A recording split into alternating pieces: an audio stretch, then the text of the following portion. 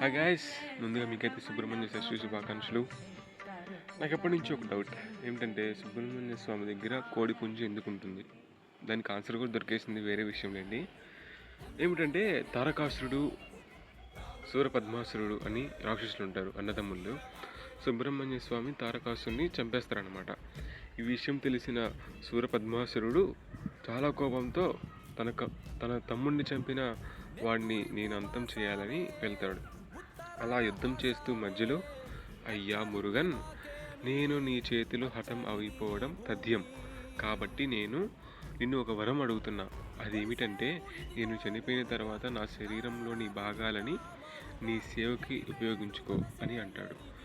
ఆ తర్వాత సూరపద్మాసురుడు యుద్ధంలో 2 భాగాలుగా విడిపోతాడు. ఒకటి నెమలి, రెండవది కోడిపుంజు.